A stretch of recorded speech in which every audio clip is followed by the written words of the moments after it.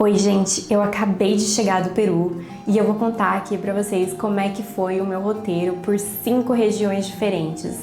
E tem muito mais pra ver no Peru, além de Cusco. Então se você quer conhecer um pouco mais desse país, saber o que tem pra fazer em cada cidade, pra poder montar o seu roteiro, fica até o final desse vídeo que aqui eu vou te contar, pra poder te ajudar aí na sua viagem.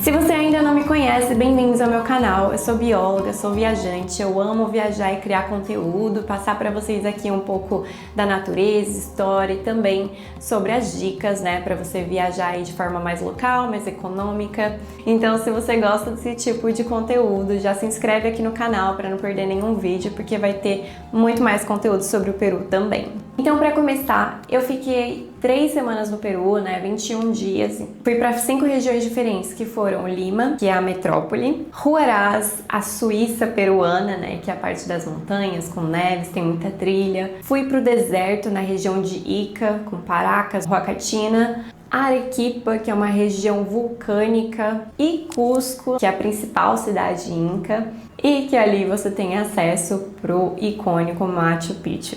Eu fui em fevereiro pro Peru, que é a época de chuvas, né? Então, para quem não sabe, a época de chuva é ali de novembro até março e a época de seca é de abril até outubro. A maioria das pessoas vai na época de seca para não pegar chuva, mas também é a época que está em alta temporada, né? Principalmente aí junho, julho, agosto, uma época que fica bem cheio. Gente, eu amei ter ido na estação chuvosa. Choveu como chove em São Paulo? Não.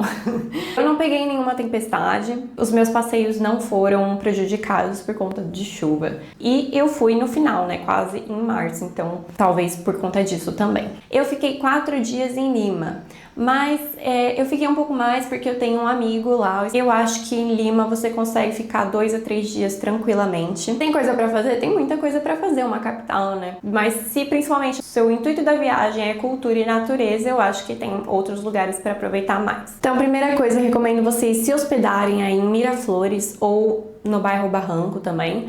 Mas Miraflores é o mais turístico, com mais estrutura, bastante coisa para fazer e mais perto de tudo. Eu fiquei deslumbrada com aqueles penhascos para praia, né? Então você tem a cidade em cima, você tem o penhasco e a praia embaixo, o mar. E o que tem para fazer em Miraflores? Bom, você tem a avenida principal da praia, que é o Malecón, que eles chamam, né? A orla da praia, que tem o Parque do Amor, tem toda uma região arborizada para você ir caminhando e observando o mar. Um shopping também, se você quiser almoçar de frente para o mar. Tem atividades como voo de parapente e se você descer até a praia, né, que foi o que eu fiz, pode fazer aí aulas de surf. Eu recomendo a escola Surf On. Eu vou deixar aqui no link da descrição posts pro blog sobre esses lugares e aí vocês podem ver as mesmas atividades. E ainda em Miraflores tem muitos museus, tem muitas artes, galerias e algo que eu acho que se você tá por ali vale a pena visitar é a Huaca Pugliana. Era uma montanha coberta de areia ali por muitos anos. E uns pesquisadores vieram e falaram com a prefeitura, posso, né, ir escavar? Descobriu-se que era um sítio arqueológico, então tem várias construções de adobo que são bloquinhos de barro da época pré-inca. Então os pré-incas construíam isso já com esses espaços porque eles sabiam que aquela região era uma região de terremoto. E esse é um tipo de construção que eles faziam para poder manter o local. E eu acho que é muito incrível você ir lá. É um local que era de cerimônia, né? Então tem as questões ali dos rituais, dos sacrifícios, da história inca no meio da cidade. Agora já saindo um pouco de Miraflores, né? Indo para o centro de Lima, como todo centro histórico, lugares importantes para a história do Peru. Mais recente, assim, eu diria, né, da colonização espanhola até então. E tem uma coisa bem bacana que é a troca de guarda, se não me engano é meio-dia, meio-dia e meio. Todos os dias eles fazem isso ali na frente da praça. E se você quer fazer alguma coisa à noite, Barranco é o bairro para isso, porque é um bairro boêmio, tem vários bares, shows, música ao vivo, pessoal tocando na rua. Assistam ao pôr do sol em Barranco, que é incrível, lindo. E você acaba saindo um pouco daquele lugar mais cheio, mais turístico e vai para esse lugar mais local, mais tranquilo. E como eu disse, eu fiquei 4 dias mais por conta que eu tava aí com meu amigo, a gente acabou indo para outros lugares, mas às vezes 1, 2, 3 dias no máximo você pode fazer isso tudo. No geral, as viagens entre cidades são feitas de ônibus. Algumas recomendações aqui para vocês de empresas são a Cruz del Sur, que é a maior, que vai ter para mais lugares, a mais segura e mais confortável, mas também é mais cara. Tem a Olturza, tem a Siva, tem a Júlio César, que foi a que eu peguei para essa região do norte de Huaraz, que eu super recomendo, que é como se fosse a Cruz del Sur, mas um pouco mais barata. O que eu fazia? Sempre que eu estava me movendo entre cidades, eu pegava um ônibus noturno, porque assim eu não precisava pagar pelo rosto, eu também não ficava gastando o tempo que eu tinha ali para poder, né, me locomover. Então eu fui para a região de Huaraz, no norte do Peru, 9 horas de Lima. Eu cheguei lá às 6 da manhã com um ônibus noturno. Como eu já tinha o contato do hostel, do host, eu sabia que eu ia fechar os tours com ele, eu já perguntei se já tinha um tour ali, porque eu já estava chegando, já estava disposta de ter dormido no ônibus e tal. E então eu já fui pro tour de Chavim de Huantar. Antes de comentar nesse tour, eu quero comentar para vocês que se vocês estão indo para uma cidade que tem uma diferença de altitude, como Huaraz, Arequipa ou Cusco, é necessário você fazer um dia ali de aclimatação na cidade. Porque, por exemplo, aqui no Brasil, né, na maioria dos lugares, ou em Lima mesmo, eu estava no nível do mar. E quando você vai para uma cidade que está a 2, 3 mil metros de altitude, você já sente uma diferença. E os passeios são muitas vezes em lugares mais altos que isso, né, de 4 mil de altitude ou mais. Então isso te traz um mal-estar aí que se chama o mal de altitude, o soroche, que dá dor de cabeça, ânsia de vômito, falta de ar. Então, para você evitar isso, pega um dia aí de aclimatação, né? O primeiro dia que você chegar nessa cidade, fica só pelo centrinho, ou então faz um passeio que é na mesma altitude que você tá, para você se aclimatar. E foi isso que eu fiz.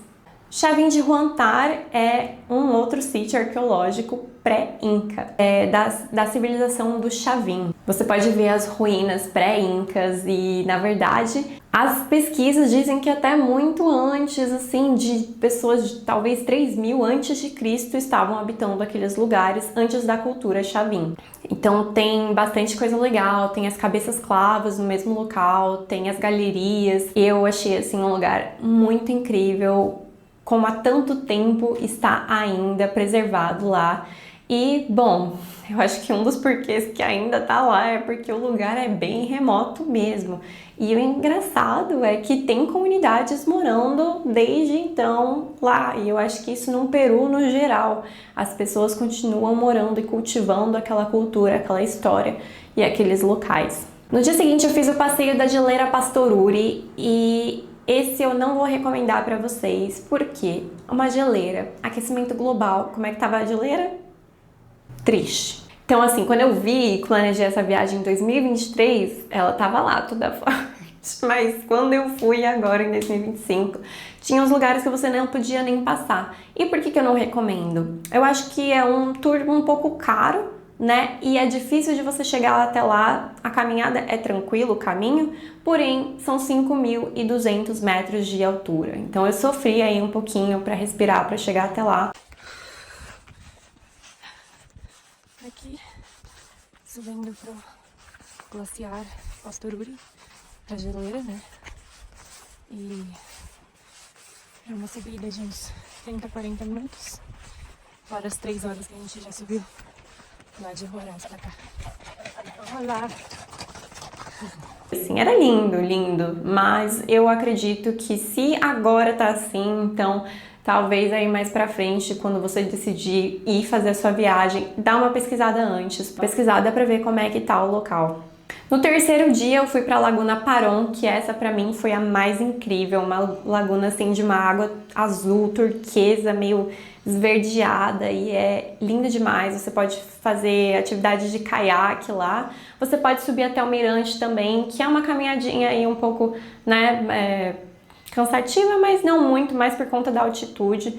Foi um tour bem tranquilo, eu super recomendo, é um lugar incrível. E no meu quarto dia eu fiz a Laguna Rokotuyok e o lago congelado que tem atrás da Laguna Rokotuyok.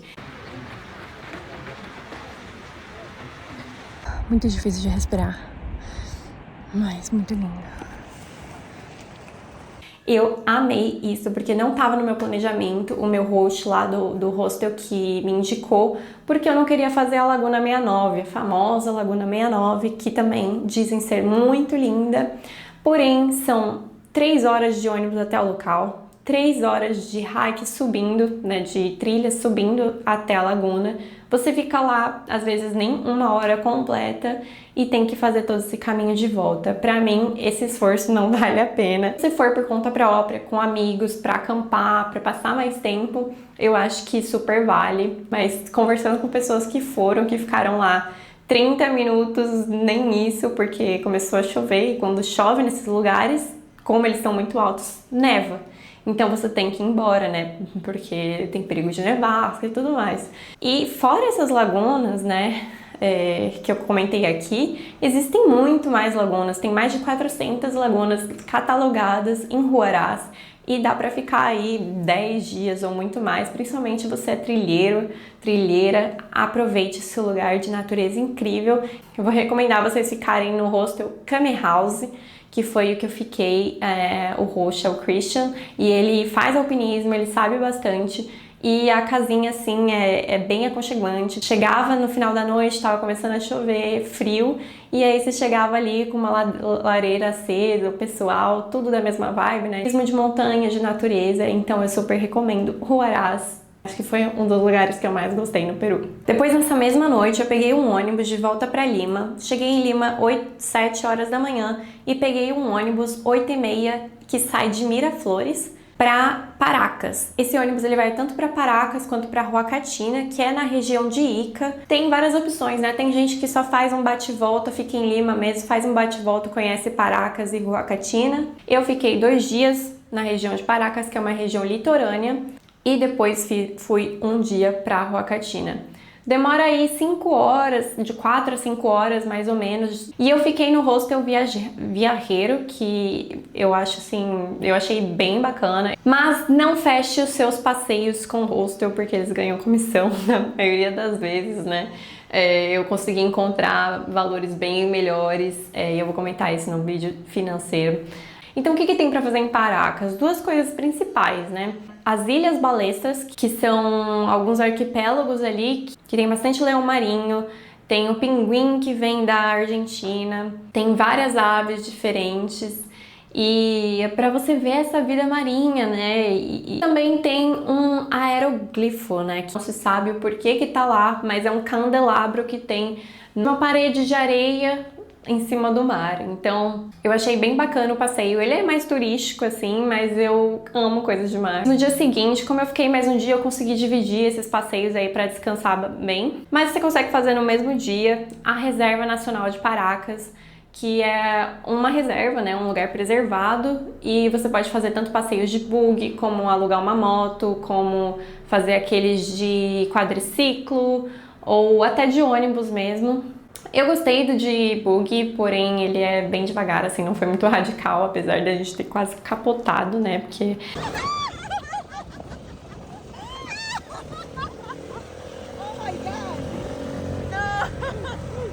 Essas coisas podem ser perigosas também. Pra pegar a moto você tem que ter habilitação, mas muitos lugares não pedem, então tomem cuidado, porque essas coisas, né, às vezes uma viagem aí, a sua viagem tem que parar no meio porque você sofreu um acidente em alguma coisa. Então, na segunda tarde eu fui pra Huacatina, que é um deserto no oásis na região de Ica, né, ela é uma cidade meio separada, coberta por dunas. Eu não consegui fazer muitos vídeos ali, porque eu tive uns problemas que meu celular morreu e enfim, não vou comentar muito aqui, mas eu fiz um tour que foi muito legal, acho que uma das coisas mais legais que eu fiz no Peru, que foi descer de sandboard nas dunas.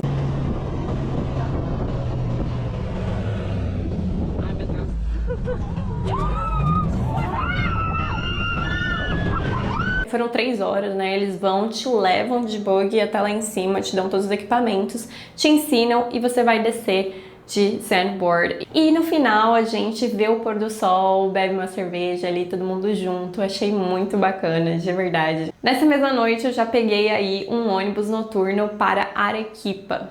E Arequipa é uma metrópole também, né? A segunda maior, se não me engano, depois de Lima. É conhecida como a Cidade Branca, porque muitas das suas construções, principalmente ali no centro, elas foram feitas com a rocha silar, que é uma rocha vulcânica, mais de cor mais clara, porque a Arequipa está em volta de vários vulcões, e um dos principais dele é o Misti, o Chachani e o Pichu Pichu. E você pode subir o vulcão também, tem passeios para fazer isso. Fiquei 5 dias em Arequipa, porque o primeiro dia eu cheguei, só fiquei descansando, dei uma volta pela cidade. No segundo dia eu fiz o tour das Salinas de Aguada Blanca. Você pode fazer esse tour de meio-dia, como eu fiz, ou de dia inteiro, né? Aguada Blanca é uma reserva também que tem as salinas.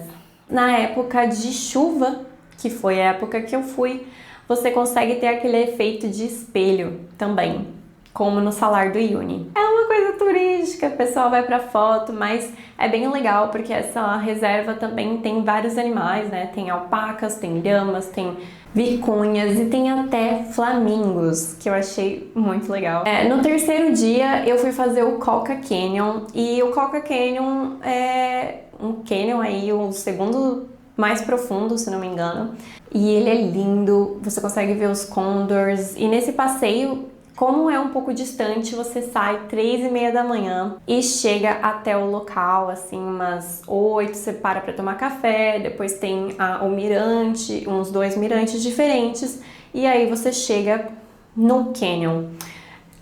Esse passeio você pode fazer de um dia inteiro, que aí ele é mais leve, você só vai no canyon e depois volta para as águas termais e almoçar e ir embora. Eu escolhi o de 2 dias, que é um trekking, né? Que é uma trilha que você desce o canyon em um dia e sobe no outro dia. E também tem como você fazer em 3 dias, que é a mesma coisa, mas você divide um pouco mais aí para ficar menos cansativo. Eu acabei passando mal porque eu tive uma intoxicação alimentar no dia anterior, então eu não consegui curtir tanto esse passeio, na verdade.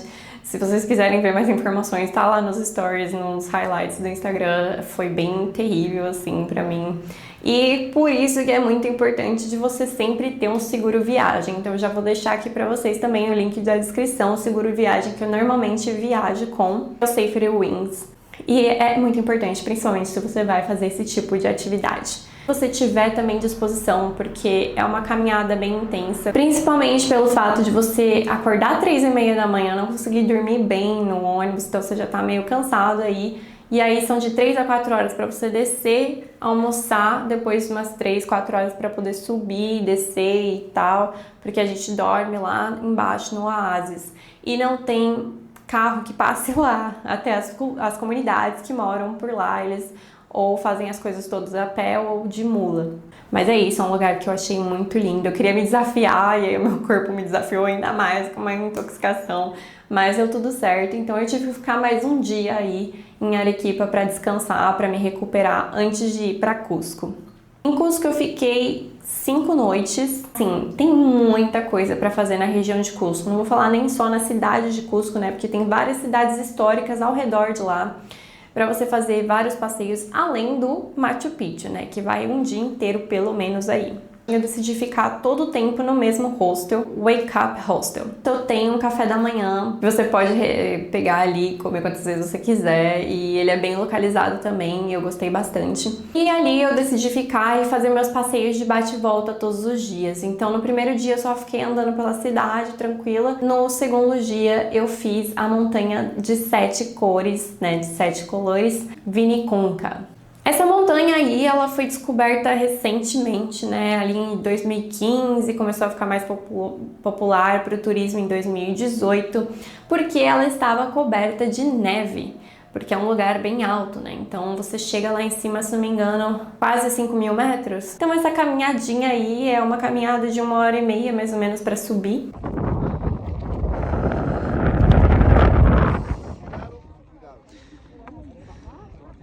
E é um pouco difícil por conta do ar, mas é bem legal, bem diferente, assim, você vê o Vale Vermelho. Também é um rolê um pouco mais turístico, né? Você vai chegar lá em cima, tá cheio de gente. Cada uma daquelas cores são minerais, né? Substâncias diferentes que estavam debaixo da terra, e com os movimentos das placas tectônicas eles subiram. Nessa época chuvosa, como, né, onde tá tendo chuva onde é mais alto tem neve, às vezes você pode não ver a montanha, às vezes ela vai estar uma metade ali com neve, você não vai conseguir ver aquilo lá que você está esperando. Então dá uma olhada se vai estar com neve ou não antes de você ir.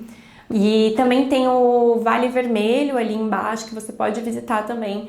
Tem outras montanhas coloridas, só que elas acabam sendo um pouco mais distantes, talvez não muito conhecidas. No terceiro dia que eu tava lá, eu fiz o Vale Sagrado, eu fiz o Vale Sagrado VIP, que era o que passava em 5 cidades diferentes. Recomendo? Bom, pra mim que eu queria ver um pouquinho de cada em um dia só e voltar pro meu hostel, eu achei válido, mas realmente é uma coisa assim, 30 minutos, vai pro próximo, bem rápido.